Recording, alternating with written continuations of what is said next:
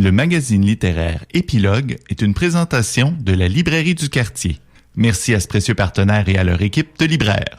Vos prochaines lectures vous attendent au 1120 Avenue Cartier. Instinct de survie conforte nos vies.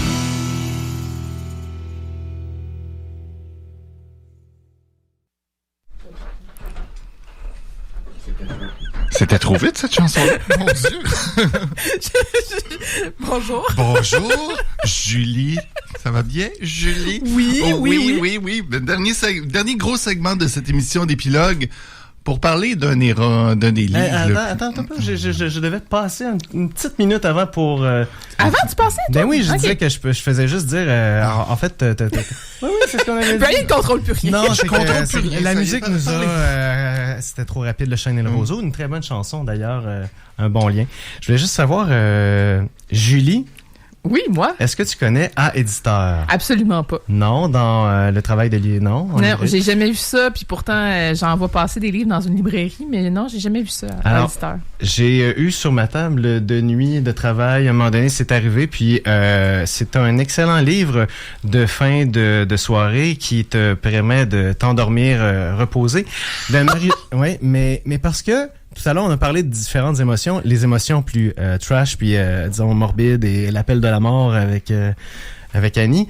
Là, ici, je pourrais pas lire ce genre de roman-là, moi, juste avant de me coucher, mais je pourrais lire Un chien parmi les loups, de Marie-Jeanne Rioux. C'est arrivé, c'est de l'automne, en fait, de cet hiver, même 2024. C'est tout nouveau. On parle d'une romance gay entre deux hommes qui n'ont rien de cette fois-ci là de personnages tout à fait mêlés et poqués par la vie ou qui prennent de la drogue ou qui ont des difficultés insurmontables à ne plus finir. Ce sont tous les autres personnages qui ont ce genre de difficultés-là.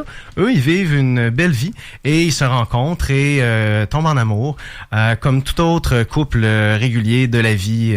Alors, c'est rafraîchissant. C'est bien, c'est une belle lecture. J'aurais pu le présenter à notre dernière émission cet été, mais je me disais, avec le printemps, les hormones qui reviennent, les bourgeons, les petites fleurs, ça pourrait être une belle lecture que vous mettez sur votre... Il y a de la neige, puis c'est ce qu'on annonce aujourd'hui, je pense, à Bon, Québec, c'est parce que ça se passe dans le nord sur une base militaire, puis les deux personnages, un biologiste et un pilote d'hélicoptère se rencontrent là.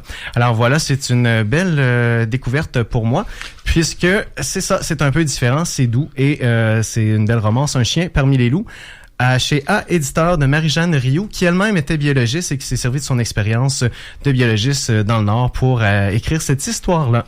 Mais c'est ça quand même, là, jaquette avec baiser sous fond d'aurore boréale et puis des petites couleurs. Mais...